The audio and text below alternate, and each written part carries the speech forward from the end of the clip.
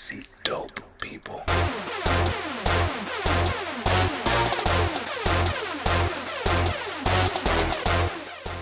Welcome back to another episode of Dope People. I am your host, Hayden Green, and Brooklyn's favorite polymath. You can't vouch for any of the other boroughs right now. Brooklyn, I'm it. You're looking for a polymath in Brooklyn? I'm the guy that you look for. And this is Dope People. Dope People is just my way of talking to a bunch of dope people that I know. And for those of you who are not familiar with the term dope, it simply means something that we are interested in, something that's great, something that's interesting.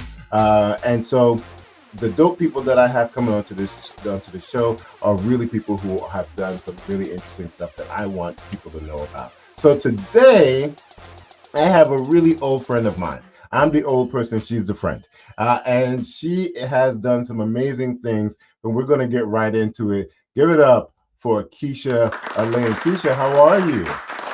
Hey there, how are you? Thank you so much for having me today. Oh my gosh, this is just truly, I'm excited to be here. Listen, I'm really excited to have you. We were talking a little bit before we got on here.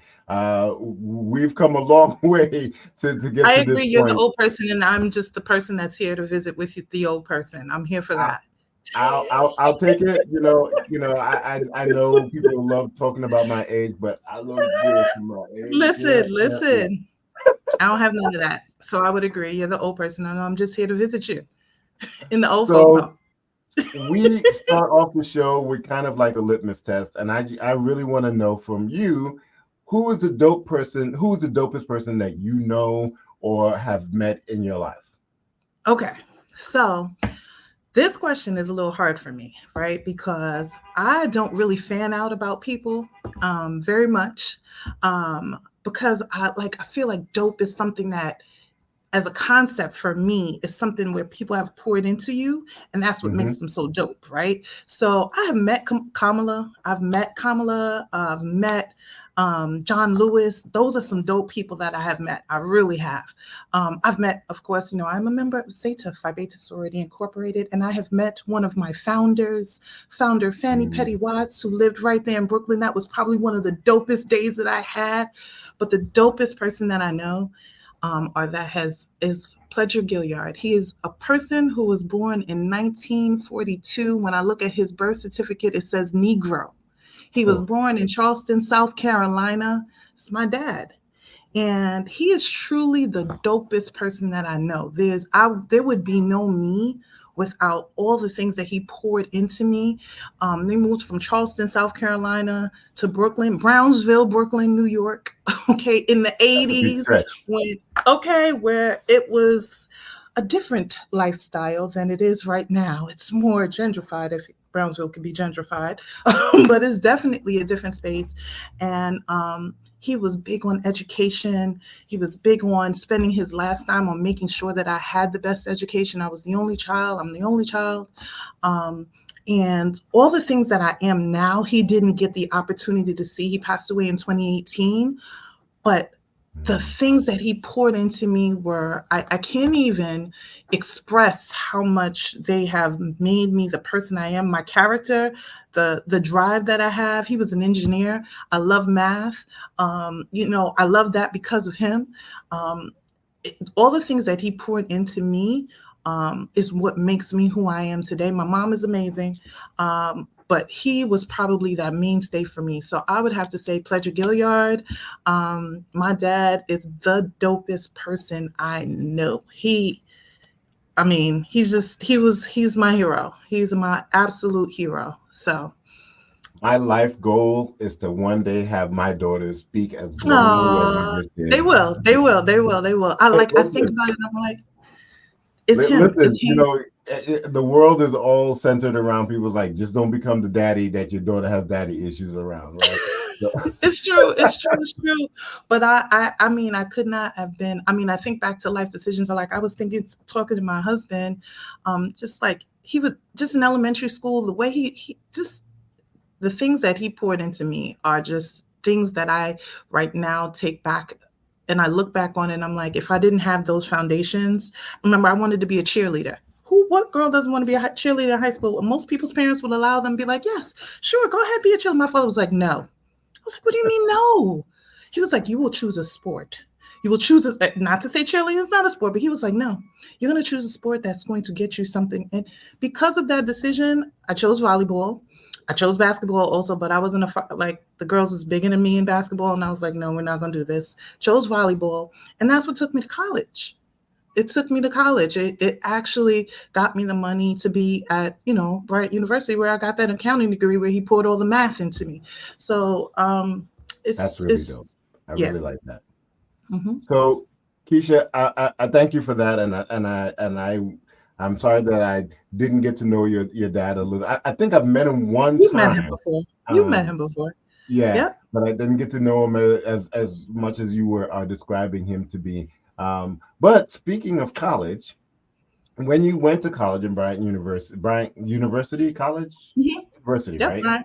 Mm-hmm. You pledged Zeta Phi Beta, and yes. The dope thing that I always admired about you is your dedication to the youth arm of Zeta Phi Beta, right? So there are many different ways that people interact with the sorority, and sometimes it's out in the community, sometimes it's with the political process, but a lot of times it's with the youth. And Zeta has a really great arm, and you have worked with them. I've seen you working with these young ladies, just really molding them. And what's really interesting is that you are not, and don't take this the wrong way, you are not warm and fuzzy with them at all. Yeah, but I'm not. They love it though. They love it. But they love you. They love you. And especially at like the oratorical contest that gets that y'all put together. I really see the discipline and like you're a taskmaster and you come in and it's like boom, boom, boom, do this, do that. And they're like, I'm gonna do this, right? As Keisha said, go ahead, I'm gonna go ahead and do that. But it is with such love, and they understand that everything that you're doing is to forward their progress. And as you're talking about your father, I can hear now, I can see how that influence is like, this is what my father did with me, this is what my father did for me, and you absolutely are pouring that out into these young women. So that for me is the dopest thing that you do, and you've done some amazing dope things, and I hope you talk about them in our next segment. But that for me, that's what I'm all. Anytime I think Keisha, I'm like, she about the kids. She like Wu-Tang. She for the kids. I'm for the kids for sure. And and I have that shirt too. It says Wu-Tang, we for the kids. That's the one Wu-Tang shirt I have. Okay. Absolutely. I do. I will say this. I remember the year that my bachelor's, I think it was like 2007, the president of our chapter asked me to be the chair of this youth group. I had never done it before. And I was like, what? I was like, I've never done it, but I'm up for the task because, nobody's going to tell me I can't do something. Like, what? Right, It's kids. Right. And when I tell you these kids,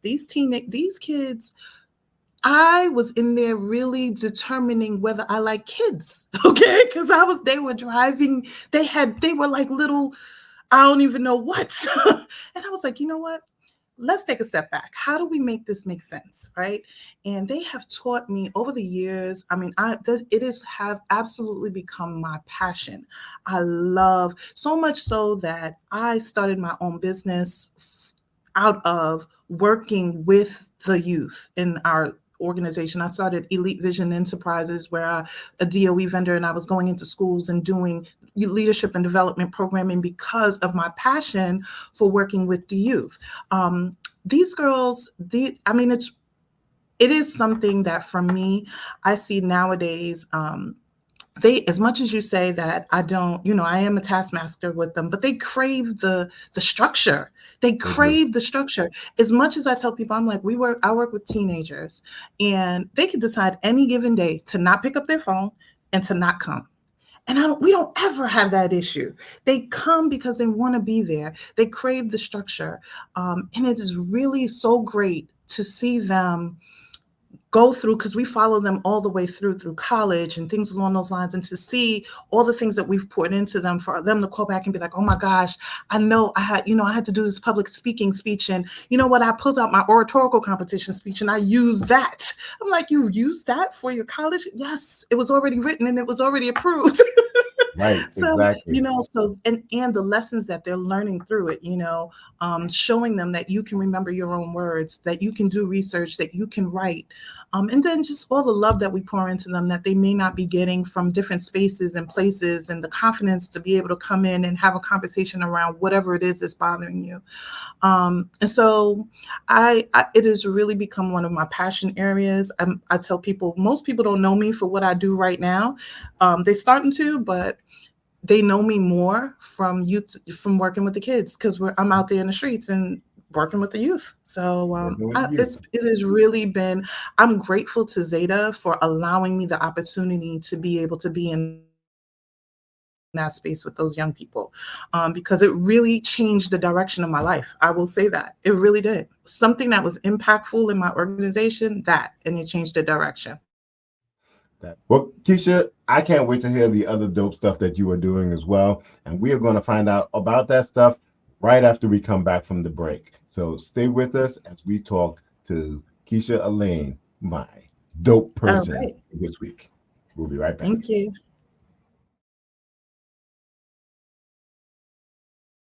I see dope people.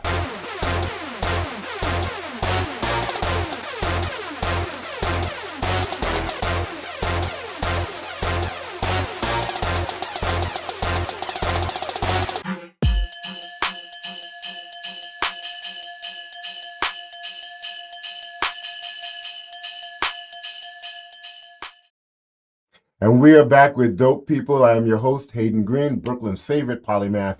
But today we are talking to Keisha Alleyne, my dope person today. And I got my busy being epic shirt on because that's what Keisha is. She's epic and she's dope and she's epic. She's dope epic. She's epidope, but something like that. But bring back up to the stage. Dope. Love it. Miss Keisha Alleyne. Keisha, how you doing? We good still? We are gravy. Great. Excellent. Excellent. So Keisha, here's what I want to hear, what dope stuff you are doing. So, and it could be like something you did one time, like, I helped a little old lady across the street, or it could be something that you have been doing over the course of time, like we talked about the Zeta's youth group. So what dope things are you doing right now that we should know about? Well, I'll tell you this. I'm a very humble person, just regularly, but everybody else is saying, like my husband would be like, that's what you should be talking about, because he believes that I should be writing books. So let me just say, shout out to Robert Alleyne, because he'll be like, did you say my name on the podcast? Yes. Okay. You got a shout out, Rob. Right. I got to shout out the husband. Shout out to the husband, Robert Alleyne. He would say to me, you need to write your book.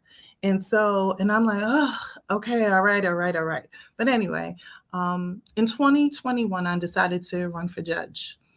And so I ran for civil court judge, not knowing what to do, how to do it, where to do it, any of the things, but the opportunity presented itself. And that's why when I say I'm Pete Gilliard's daughter to the T, it was like, okay, there's a task that can be done. We've seen that it can be done. Well, we just got to figure out how to do it.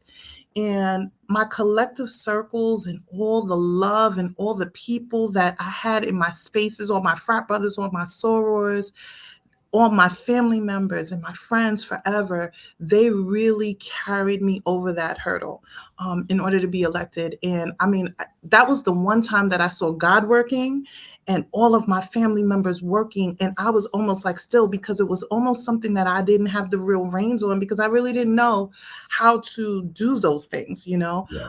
It was kind of like you were really walking by faith. I was really walking by faith in the process and hoping and praying that all my family would donate and do all the things that I asked them to do. And because of the love that they had for me, I got to that space and I was elected civil court judge in 2021, right? So now, because I'm never satisfied, right? Because I'm never satisfied, and life just don't work. Right, life just don't work like that. I'm on the ballot in November 5th, which is in another couple of days, for Supreme Court judge. So Woo! that's what I'm actually doing right now is running for Supreme Court judge for New York. In New York, there are 100 in New York City. There are 171 Supreme Court justices, and my goal only, and it only can be 171 Supreme Court justices in New York City. And so my goal is to be one of those 171.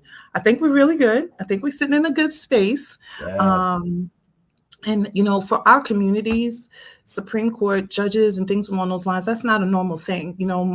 It amazes me how many times we go to the ballot and we have no idea who the judges are because we just don't know, because the system is not built for us to know who those people are, but they affect Right. our lives so much.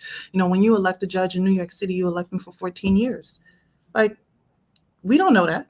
You know what I Yeah. mean? Yeah. We don't know that. It's the secret, So the secret process. Yeah. yeah, it's a secret process. It's not something that is, that we are aware of and we see regularly. So, and to just piggyback off of the conversation that we had in the prior segment about our youth group and being inspiring, one of the biggest things for me is when, like right now, I have my college, my girls who have been out of college for like 4 years and who are still living in Brooklyn. They're texting me like, Miss Keisha, I just told all my friends, and oh my gosh, I told all my college students, and I sent it to all my sorors, and and they're super excited about all that I've poured into them, that they're like, you got to do this for her. And it just does my heart good to just see how much, when you inspire others, how much they are willing to just go to bat for you and talk about how, like, almost like you're not even there. You don't even have to be your own mouthpiece because they're that person. So my dope thing, I guess, that I'm doing right now is running for Supreme Court judge. And by the time this And airs, you will be a Supreme Court judge. yes, That we're yes, gonna put yes, that out yes, into the yes. So in universe. 9 days, it's a done deal. I'm convinced that it's a done deal. But to me, I think that that's dope because my husband keeps telling me that it's dope. And everybody around me keeps telling me that it's dope. So Well, I I think agree it with is. It's all the pretty people dope. around you. That is very dope, Keisha. And it's wonderful that you have all of the people coming back and standing in the gap for Yeah, you in terms of yeah, like mentioning your name in rooms that you can't be in. yeah. That is the greatest accomplishment of influence. Mhm, And you talk about the mhm. fact that there are people who were inspired by you, but also the greatest thing is people who were inspired by you who you weren't trying to inspire. You were just going about, Correct. just busy being epic, right? You're And 100% correct. and somebody picked that up and was like, that's the person I'm going to follow. That's the person's. Yeah, And like when I you had. ran for judge the first time, you made the call out, and I was like, whatever you need, Keisha, I'm I here. know, I know, You know I what I know. mean? It was just amazing. It was amazing to see people just, and I'm not one that asks for anything. So like, folks is like, what? You done. You Yep, know, I exactly. never ask for anything for myself. If I'm always asking, it's always, I'm like, Hayden, can you come talk to the kids? Hayden, can you be an oratorical course for the kids, please? you Absolutely. know, it's always for somebody else. It's never for me. And so to just see people come out for me and to do those things. And I think one of the biggest things that was, I think one of the most monumental moments was when I was having my induction speaks. The kids that were in my club wanted to speak. And then when I became a judge, I got a phone call. And one young lady that was in my former Arcanet club, she was like, Miss Keisha, I want to be a judge. I Yes, never even thought about it, love that. but I saw you and I thought, like, why not? I could be a judge. Can I come and intern in your office? And I was like, of course. Of course. I was like, my doors are always open. So That is to be able truly to amazing. inspire another generation, especially a generation from Brownsville and stuff like that in East New York and areas where we don't see judges like us, I'm here for it. Yep. Well, speaking of areas that we don't see judges, so we always end the show with a dope moment in history. And you being a judge, I had to really pull up what was I thought to be a dope moment in history. And I found the name of the first person of African descent to be a judge in New York City. And In New he York became City. a judge in 1913. So, Really? yeah, first black judge in New York City was appointed to the bench in 1913. And his name was James Watson. James Watson. So the legacy that you are carrying on started all the way back in 1913. And so 110, 111 years later, you are now inspiring young women to become judges as well. So I think that it is really important work that you're doing. I think you're a dope person. And I encourage you to keep on pushing, because there's other people just watching you going like, that's the fuel I need. That's the person I'm going to follow. Thank you. I appreciate it. Keisha, if people are looking for you, how can they find you? So social media, like how social media, it's at Elect Keisha. I think it's Elect Keisha on Instagram and Facebook. Okay. I think that's what it is. Let me just make sure. Yep, I believe so. And of course, if they're looking for you in the court system, I'm sure the government website has you listed up there as well. So yes, so it's Elect Keisha on Instagram and Facebook. And yes, if you are looking for me on the ballot, I'm on the ballot in Brooklyn. If you're ever in, right now I'm in, I sit in civil court in downtown Brooklyn. The courthouse is always open. So you can come into the courthouse at any given time. And if I'm on the bench, you can have a seat in my courtroom and just observe or anything along those lines, providing you don't act crazy. No, I'm just kidding. Don't go looking for no favors neither. Listen, don't come in my courtroom. Your Honor, okay? You know me? No, Your Honor, you know. Well, Keisha, it has been a pleasure having you on Dope People. For those of you watching, please subscribe, like, share, pass this on to people. And if you know somebody who's supposed to be on this show, that another dope person that I should be interviewing, get in contact with me. I am Hayden Green, your favorite polymath here in Brooklyn, and it has been a pleasure, Keisha. We will catch up with you later. Until then, go forth and be dope.